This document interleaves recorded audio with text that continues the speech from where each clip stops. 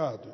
Meus amados, na semana passada nós começamos uma sequência de sermões sobre como podemos superar alguns erros muito comuns em família, mas ao mesmo tempo muito nocivos para a saúde dos nossos lares. E nós tomamos como ponto de partida e exemplificação desses erros e ao mesmo tempo de muitos acertos, uma família na Bíblia que, como nós dissemos na semana passada, tinha tudo para ser uma história feliz o tempo todo. Eles nasceram de um projeto de Deus, o homem era o filho da promessa dado a Abraão. Qual o nome dele? Alguém lembra? Vamos ver se o pessoal está bom de gincana bíblica, né? Isaac, e a mulher dele, Deus conduziu num processo extraordinário a escolha daquela mulher. Tem gente que diz assim: eu não acredito que Deus escolhe um homem para se casar com uma mulher. Nesse caso, a gente pode dizer que Deus resolveu unir aqueles dois. E a cena dessa união é uma cena bonita, romântica. E quem era essa mulher, gente? Rebeca. E desse casal, olha que história bonita, né? Desse casal nasceram 2 filhos gêmeos. Vamos ver se estão bons ainda de Bíblia. Que foram... agora vocês foram mais firmes, viu? Achei vocês mais firmes nesse momento. Esaú e Jacó. E na semana passada, nós vimos que apesar de tudo isso, essa família teve graves problemas. E situações que comprometeram a qualidade de vida deles, trazendo grande dano para eles, inclusive afetando as gerações futuras, das quais vieram daquela família. E vimos então, especificamente olhando para a figura de Isaac, como que Isaac em muitos momentos agiu com profundo egoísmo, colocando em risco, muitas vezes, inclusive a sua esposa, em função da sua segurança própria. Mas hoje nós vamos equilibrar essa balança de homem e mulher. E eu acho que eu não escolhi um bom dia para isso, porque hoje é dia das mães. E eu vou ter que falar de uma mãe que cometeu alguns erros meio graves e que trouxeram problemas para dentro da sua casa. Mas eu queria que as mães nessa noite recebessem essa palavra como um estímulo de Deus, para que vocês cumpram o seu papel conforme a vontade do Senhor. Porém, o pecado que nós vamos observar na vida de Rebeca não é um pecado feminino, é um pecado da natureza humana. Inclusive, é muito comum a gente ver esse pecado em crianças. Esse mesmo pecado que nós vamos falar nessa noite. Há lugares que nem o homem, nem a mulher lideram o seu lar. Às vezes um bebê de 6 meses é que manda na casa. Mas pastor, como é que um bebê de 6 meses consegue mandar numa casa? Tirando inclusive o papel dos seus pais. Porque o ser humano, com esse DNA contaminado pela queda, ele já tem algumas reações nocivas desde quando ele nasce. Lembra o que Davi falou? Eu nasci em iniquidade e em pecado me concebeu a minha mãe. E nós vamos ver a respeito desse pecado nessa noite, que é o erro da manipulação. Quando nós temos a tendência de manipular as situações que estão ao nosso redor, em favor daquilo que nós achamos que será melhor para nós próprios ou para os nossos interesses. Gênesis 27, nós vamos estar lendo do verso 1 ao verso de número 17. Eu preciso confessar uma coisa para os irmãos. Nós tivemos uma semana extremamente intensa, muito abençoada, mas muito intensa. Para os irmãos terem ideia, quem estava aqui domingo passado viu a presença de algumas pessoas da África do Sul. Na segunda-feira chegou a equipe da Perímeter lá de Atlanta, e, na verdade, nós despedimos eles há poucos minutos atrás e tivemos uma semana, uma agenda muito pesada. Então, eu preciso confessar aos irmãos que eu estou cansado, eu preciso da ajuda de vocês nessa noite. Posso ouvir um amém? Amém. Oh, dessa vez eu gostei, não precisou nem repetir, né? Então, vamos lá? Então, já vou pedir sua ajuda, tá? Os irmãos vão ler o texto, tá bom? De maneira forte, não é? Audível, tá bom? Use essa voz abençoada que Deus te deu aí, meu irmão, minha irmã. Vamos ler juntos e eu vou acompanhar a leitura aqui olhando. Vamos lá. Gênesis 27, de 1 a 17. Vamos começar. 1, 2, 3 e... Deus.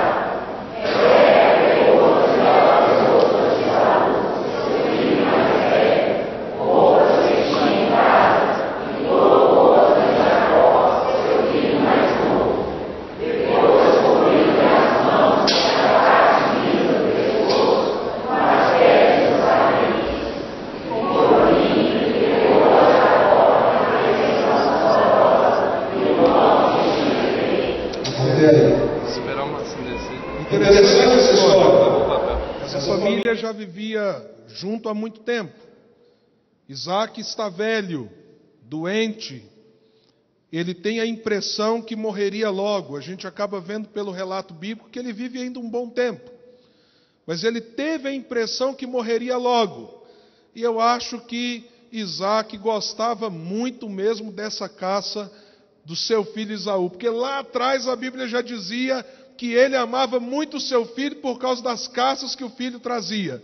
E agora a Bíblia está dizendo que um homem à beira da morte está falando assim: meu filho, eu vou morrer. Eu estou cego. O negócio aqui está difícil. A luzinha do final do túnel está chegando. Mas faz aquela comida gostosa de novo, meu filho. Eu morro, mas eu tenho que comer isso antes de morrer. E Esaú sai, então, atrás da caça para preparar o prato que o pai queria. Mas aconteceu uma coisa que nunca acontece na casa de ninguém. Tinha alguém ouvindo por trás, no caso, da tenda. Realmente isso não acontece na sua casa, porque a sua casa não é feita de tendas. Ah, mas se as paredes falassem, se as portas pudessem dizer, os ouvidos que andaram se encostando nela. Rebeca ouve a atitude do pai de Esaú e de Jacó, porque ele também havia dito, então agora eu vou te dar a bênção do filho primogênito. Então vai lá, traz a caça, e como a Bíblia diz que Rebeca amava mais Jacó, ela desejava que Jacó recebesse essa bênção e não Esaú, que não era o seu filho preferido. O problema é que por direito Esaú que deveria receber a bênção. Então o que ela pensa? Ela elabora um plano para que o seu filho mais moço recebesse a bênção de filho primogênito e não Esaú, que tinha direito a essa bênção específica. E ela pensa nos mínimos detalhes. Ela pensa como que ela vai fazer com o problema do cheiro. Geralmente a pessoa que perde a visão, ela desenvolve os outros sentidos de um modo mais aguçado. Jacó diz, e se ele não sentir o cheiro de Esaú? Ele vai talvez pensar que eu estou enganando ele. É engraçada a formulação da frase dele, porque parece que ele está dizendo para ele mesmo assim, ele vai pensar que eu estou enganando, é como se dissesse, não é? Eu não estou fazendo uma coisa tão errada, mas ele vai perceber, ele vai se sentir enganado. E ela resolve o problema, não, eu separei as roupas do seu irmão. Ah, mas ele tem muito pelo no corpo, ele vai perceber quando ele me apalpar. Meu filho, eu já pensei em tudo. Fica tranquilo. E se ele me amaldiçoar? Que caia sobre mim, não vai acontecer isso não. O plano é perfeito. Fica tranquilo. Só faz do jeito que eu estou te falando. A mulher foi lá, fez a comida do jeitinho que o marido gostava, parecido com o tempero de Esaú, pôs a roupa de Esaú no filho Jacó, pôs a pele de carneiro nele, para que ele parecesse peludo, e acho que ainda mandou engrossar a voz. Ó, você lembra como é que seu irmão fala? Vai lá e recebe a bênção no lugar dele. Rebeca foi uma mulher, de um lado, extraordinária. Quando a gente olha lá para trás, ela ainda tão jovem, moça, bonita, a Bíblia diz que ela era uma mulher linda. Ela recebe o desafio de sair da sua terra, do meio dos seus parentes, para casar com um homem que ela não conhecia. E nós não temos em nenhum lugar nenhuma referência de que ela tenha resistido a isso. Mas, pelo contrário, nós temos sinais da sua obediência, da sua disposição diante do desafio que se apresentava ali. Com certeza, Rebeca teve muitas virtudes. Mas aqui, nesse capítulo, nós vemos uma mulher que se torna manipuladora, que trabalha e maquina e pensa em modos para conquistar aquilo que ela achava ideal, aquilo que ela achava melhor para si, no caso, para o filho que ela amava, mesmo que isso gerasse a necessidade da mentira, do engano, a necessidade de um personagem, a necessidade de um plano que feria o direito do outro, o papel do outro, a história do outro. Quando nós continuamos lendo a Escritura, nós vemos que o plano de Rebeca, por um lado, deu certo. De fato, Isaque abençoou Jacó como filho primogênito no lugar do seu irmão. Mas as consequências posteriores daquele plano foram terríveis. Por causa desta situação que nós acabamos de ler, aquela família viveu uma guerra durante anos.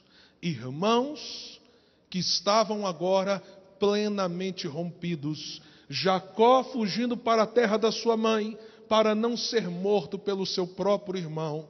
E como nós vamos ver na semana que vem ao olharmos para Esaú, Esaú, com toda a inconsequência, tomando decisões terríveis, como, por exemplo, tomar para si 2 mulheres do povo do filho anterior de Abraão, seu avô, casar com aquelas mulheres para afrontar o seu pai, sem pensar nas consequências que tudo isso traria para si próprio, diante do ódio que nasceu no seu coração, porque a sua mãe manipulou seu pai em benefício do seu irmão. Qual é o grande problema quando nós usamos de manipulação dentro dos nossos lares? Talvez o mais terrível deles tenha a ver com a própria pessoa que manipula. A própria pessoa que acha que esse caminho alternativo para se chegar a algum objetivo vale a pena. Esse caminho onde os meios justificam os fins, ou os fins justificam os meios. A tendência de todo ser humano que permite que a manipulação cresça como atitude, como prática, como meio de lidar com as situações da vida, é que essa pessoa, por fim, acaba por perder a sua própria identidade. A mentira, o engano, a atitude necessária diante da manipulação, de você fingir um sentimento, você estabelecer um personagem diante do outro, uma caricatura de você mesmo, com o tempo, isso corrompe você, ao ponto de você mesmo não saber mais quem você é. E um conflito muito profundo se instala na sua alma, porque você mesmo não consegue mais se conhecer. Será que há coisa pior do que a gente não conseguir saber quem somos? À medida que usamos da manipulação para alcançar determinados objetivos, e ora não sabemos se somos o personagem ou se somos aquela pessoa real que um dia fomos.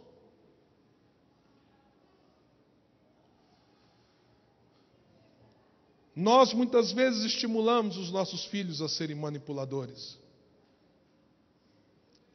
Quando, por exemplo, desde pequenininhos, eles fazem determinadas coisas, e a gente começa a observar que aquilo é bonitinho, aquilo é legal, que coisa interessante, e a gente começa a estimular, e os nossos filhos vão repetindo aquilo, mesmo que eles não... aquilo que eles fizerem espontaneamente, diga-se de passagem.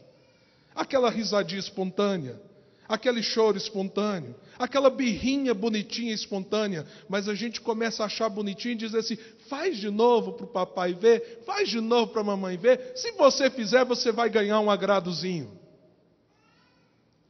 E sem perceber, os nossos filhos, os nossos netos, começam a construir uma cultura de manipulação.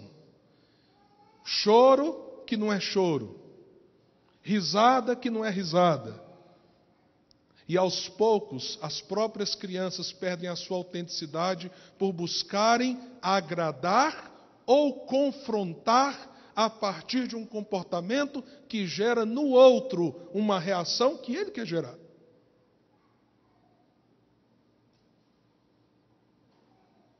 Às vezes, quando alguns chegam na adolescência, sabem como enganar o pai, a mãe. Jovens, quantos jovens fazem isso? Existe um jovem diante do computador, nos diálogos do Facebook, nos sites que são visitados, nas conversas com seus colegas, mas existe um outro jovem completamente diferente, que sabe justamente o que dizer para o seu pai, para a sua mãe, como justificar determinadas coisas, para que seus pais nunca percebam quem de fato ele está sendo. E o que acontece com você? Daqui a pouco, você não sabe quem você é. A pessoa que você mostra para o seu pai e mãe, ou a pessoa que faz o que você faz? Você perde a sua identidade. E o pior, acaba acontecendo o que nós vimos aqui nesse texto. Existe uma confusão de papéis. Porque um dos problemas da manipulação é que nós praticamos muitas vezes esse ato como um modo de ludibriar o papel do outro e o lugar do outro, ou de ter do outro aquilo que necessariamente ele não nos daria se não fosse por um caminho alternativo. E o que nós começamos a construir é um conflito profundo de papéis dentro dos nossos lares, onde o lugar do outro não é mais respeitado. E às vezes nós, pais, corremos o risco de fazer isso com os nossos filhos também. A Bíblia diz que nós devemos admoestá-los no temor do Senhor, na disciplina do Senhor. E às vezes, como Esaú, nós temos alguns benefícios dessa convivência, que a gente faz qualquer coisa para manter, desde que agrade o nosso coração, e às vezes não honramos e não disciplinamos por causa do custo que aquilo terá para nós dentro do nosso papel. Aqui, nesse texto, Isaque é desonrado como pai. Esaú é desonrado como filho mais velho. E Rebeca conduz o seu filho a uma situação que daqui a pouco se volta contra ele próprio. E os papéis se dissolvem. E a guerra se estabelece dentro daquela casa. Será que vale a pena? E por último, a gente perde uma das coisas mais importantes na relação com qualquer pessoa que a gente ama. A manipulação destrói com o tempo a confiabilidade. Quantos relacionamentos conjugais estão totalmente adoecidos porque não existe confiança?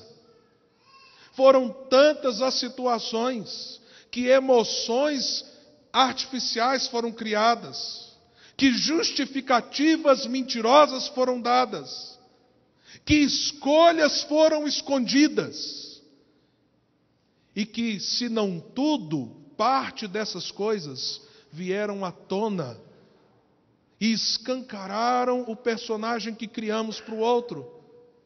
E às vezes temos a oportunidade de retomar a confiabilidade dentro do lar, mas permitimos que o caminho da manipulação de novo se manifeste em nós, e ali na frente somos pegos. E o que acontece conosco? Nós adoecemos as nossas relações familiares, porque não temos mais como contar com a confiança do outro, ou às vezes nós não queremos mais oferecer confiança ao outro por causa daquilo em que fomos manipulados. A confiança se destrói. E Satanás, então, tem uma grande vantagem contra o nosso lar. Uma grande vantagem contra o nosso lar. Porque não se sabe mais quando a verdade é verdade e quando a mentira é mentira. Elas se confundiram. Você entende a gravidade disso?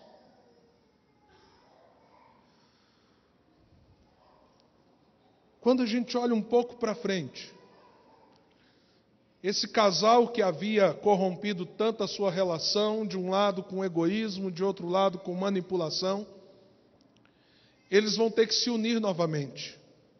Eles vão ter que resolver entre eles o seu dilema e a sua dificuldade como casal, porque o resultado daquela situação agora era a possibilidade de um filho matar o outro. Agora, se lá atrás as escolhas fossem outras, lembra a origem dessa família? Lembra como essa família foi formada?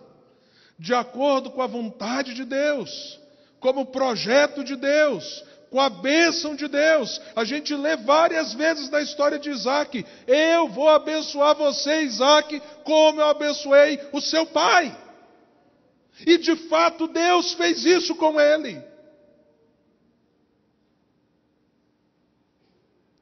Mas as escolhas que ele, sua mulher e os seus filhos fizeram, vieram ao encontro deles próprios e custou muito, muito caro. O que a gente faz diante do perigo da manipulação? Não há nada que resgate mais a identidade de alguém do que um relacionamento profundo com Jesus. Se você olha para você mesmo e percebe que em algum sentido você está desfigurado, ao ouvir essas coisas, se você sente vergonha das escolhas que você tem feito, então você tem que ir ao encontro daquele ao qual você não pode mentir. Você precisa voltar o seu coração para aquele cuja única oportunidade que você tem é de ser você. Se há algo que Jesus ama no coração de alguém, é alguém que tenha coragem de dizer assim: Senhor, eu sou isso aqui.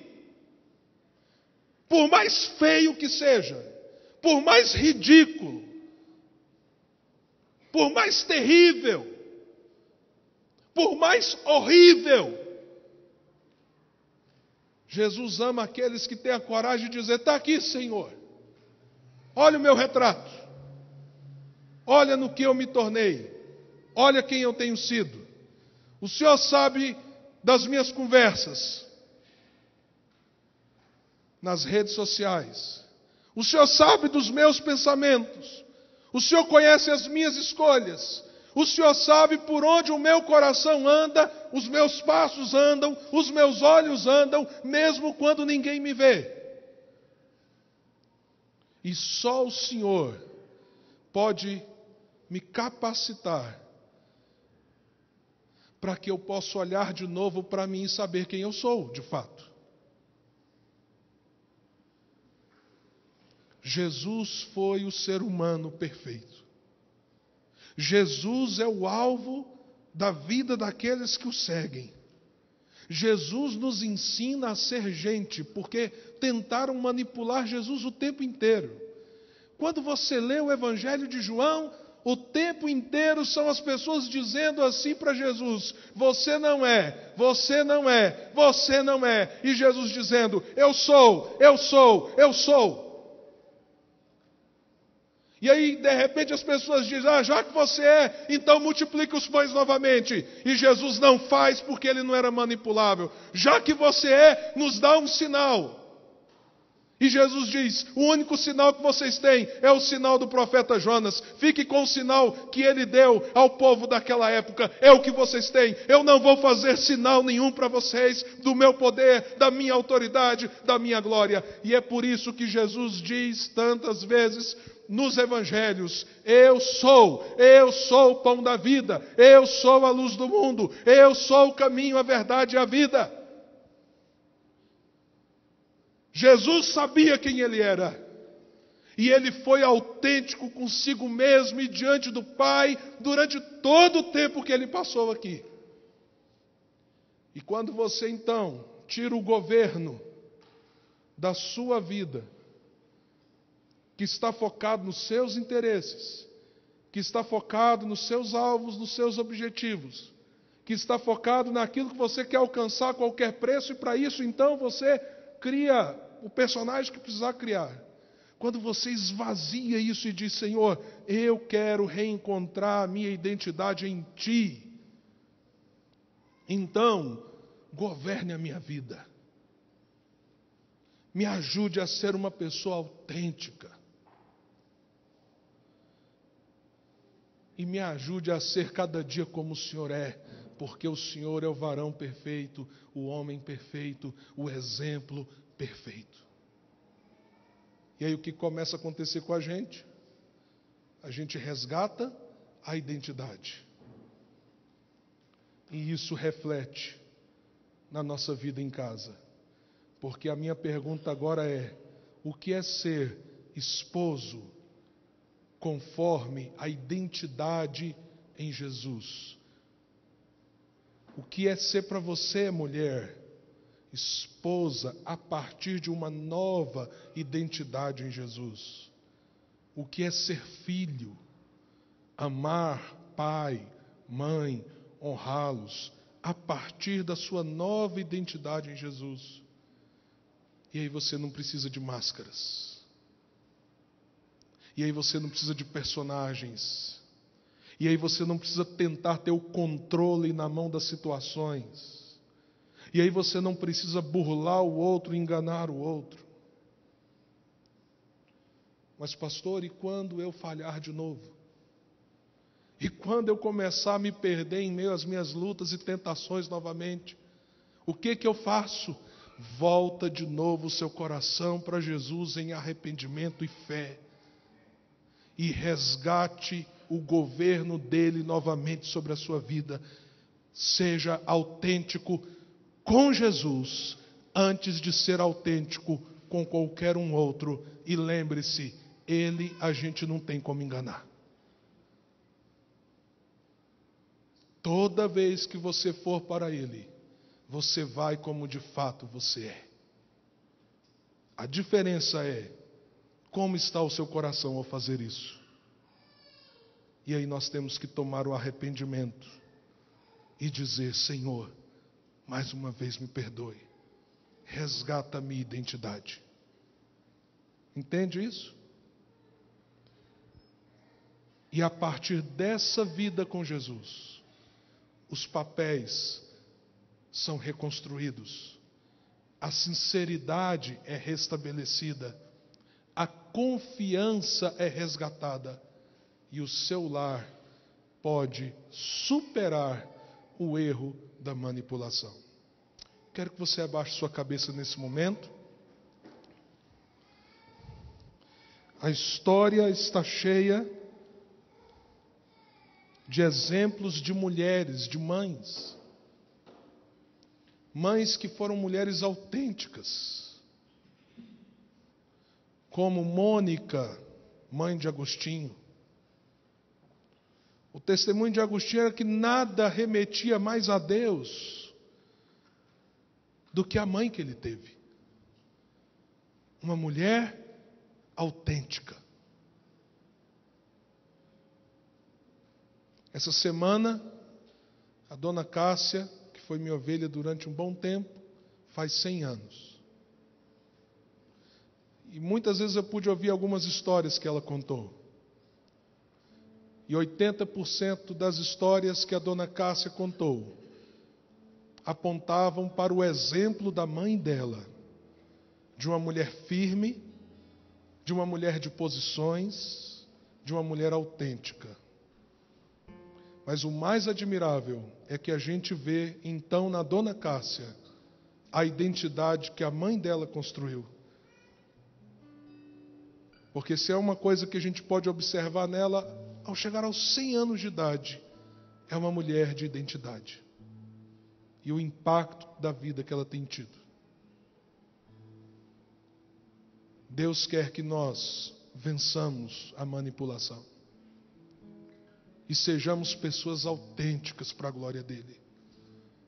Então coloque sua vida. Se há alguma coisa que tem desfigurado você, volte o coração para Jesus e diga a ele: Senhor, tem compaixão de mim, me perdoe, resgata, Senhor, quem eu sou, porque as minhas escolhas têm desfigurado a minha face, eu mesmo não me reconheço. Resgata a minha identidade em Jesus, Senhor. Diga isso para Deus, clame a Ele por isso. E isso vai impactar você e muitas outras pessoas ao seu redor.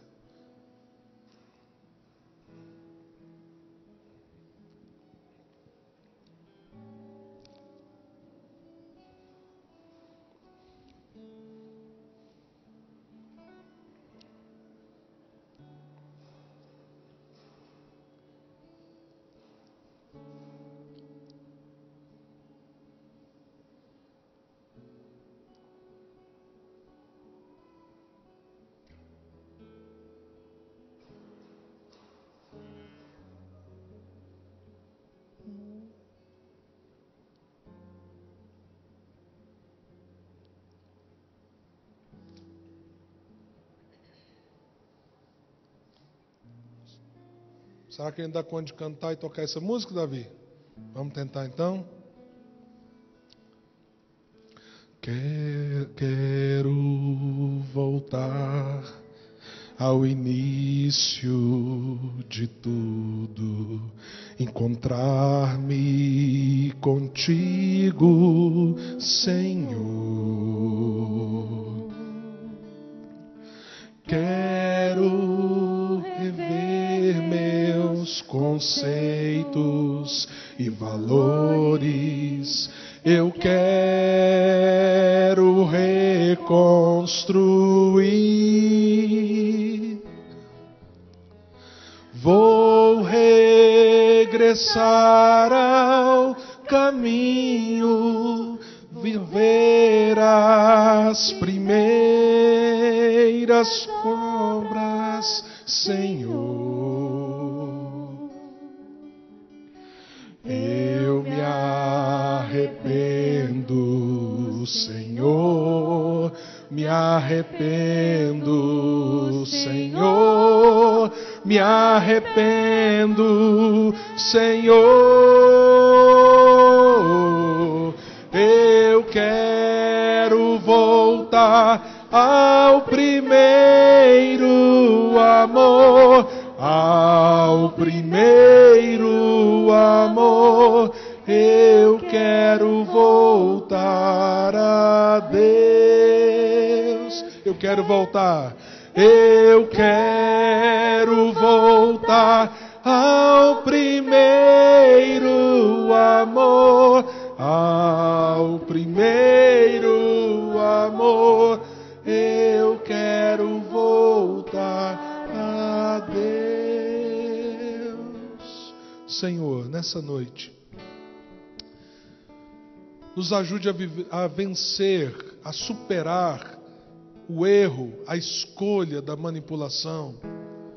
Resgata a nossa identidade, resgata o papel, o lugar, o preço, a honra do lugar que o Senhor tem nos dado na nossa família.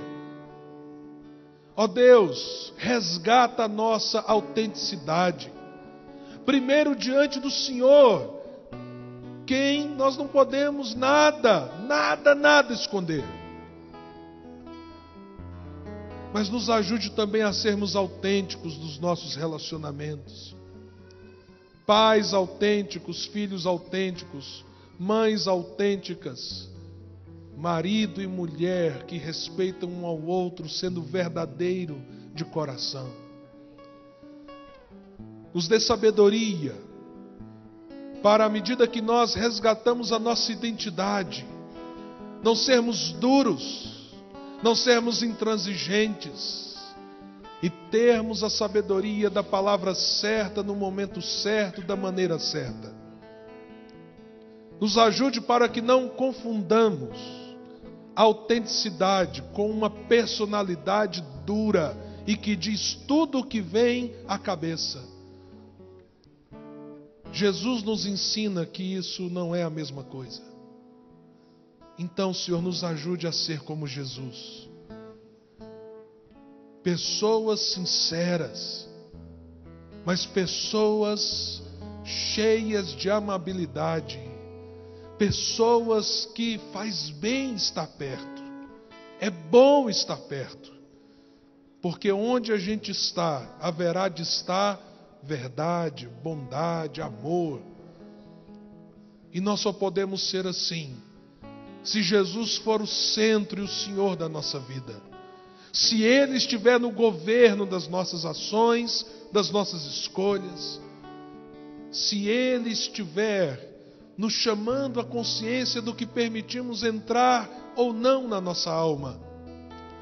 Deus, há escolhas práticas que precisam ser tomadas nessa noite, em relação a comportamentos que têm tirado a identidade dos teus filhos e têm roubado deles, ó Pai, a possibilidade de serem verdadeiros, sinceros e serem eles mesmos. Nessa noite, conduz os teus filhos ao arrependimento, ao quebrantamento e a decisões de obediência, para que seja resgatada a identidade que eles precisam construir em Jesus. É o que nós clamamos e pedimos, em nome de Jesus. Amém.